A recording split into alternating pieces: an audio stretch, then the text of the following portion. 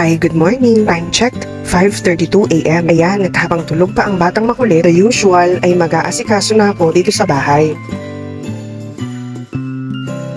Inuna ko na itong pagliligpit ng hinigaan ko. Sa floor na ako natulog dahil masikip na sa bed namin at hirap na ring makagalaw dahil itong batang makulit, mabilis na din ang paglaki at halos sinasakop na niya ang buong bed. Isa pa, napakainit na, pumapalo na sa 40 degrees pataas ang init ngayon. Kaya kung magkakatabi pa kami, ay parang na kaming sinalang sa oven, char. Dito naman ako magliligpit at mag-aayos sa dining table. Pero nagsuklay at nag-ipit na muna ako ng buhok at para maayos-ayos naman ang itsura ng nanay at para mabawasan naman ang alinsangan. Wala pa nga na 6 ng umaga yan, pero init na sa pakiramdam. Ito nga palang mga inililigpit ko sa table ay yung mga pinagkamitan pa namin kagabi. Kahalusan dito ay yung mga pinag-inuman ng tubig. Ang bilis nga maubos ng mineral water namin dahil sa ang lalakas naming magsiinom ng tubig, lalo na ang batang makulit. Sa umaga nga, pagkagising ni Bien, imbes na milk ang gusto, tubig ang hinihingi niya muna. Pero pag nakainom na ng tubig, syempre di niya makakalimutan ang milk.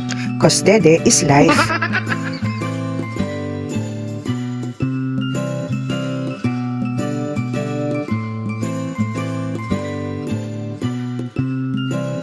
I-refill ko na naman pala ng tubig itong mini water dispenser na gamit namin. Ang link ng mini water dispenser nasa comment section.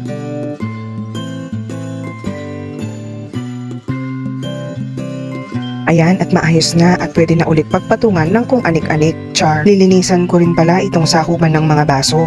Ito pala ay dating sakuban ng feeding bottles ni Bien. Pinalitan ko yung mga pinaka-sticks nito ng wooden chopsticks. Nasasayangan kasi ako kung itatago at hindi na magagamit. Kaya ayan, napakinabangan pa. At pasok pa ito sa gusto kong kulay dito sa bahay. Ay naku, ngayon ka pinag-alarm kung kailan ang sarap ng tulog ng batang makulit. At mabuti na nga rin at hindi nagising si Bien.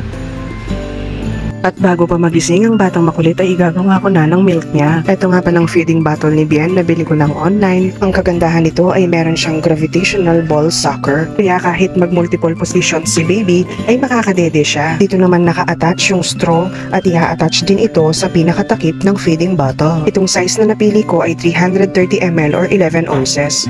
At alam nyo ba, napakamura lang nito, kaya kung gusto mo rin, ang link nasa comment section.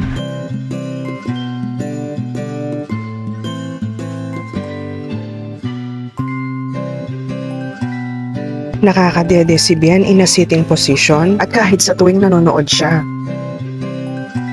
At syempre, lalo na kapag nakahiga siya.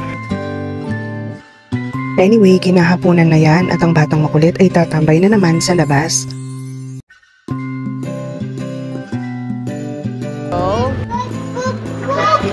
There's Popo. Yeah.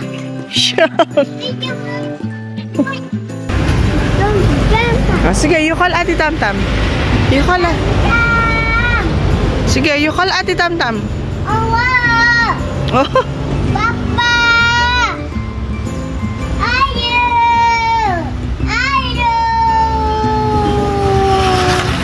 At naku, ang daldal naman talaga. At sakto naman ang dating ni Papa galing sa trabaho. Ayan, at napakaripas ng takbo ang batang makulit. At kaming dalawa ni Papa ay tawang-tawa dahil pati yung tuta na sumulpot ay sinilaki lang ni Bien.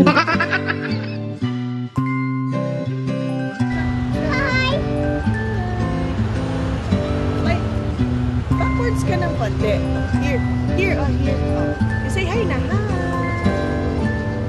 Flying kiss. Okay, hanggang dyan na lang muna. Bye!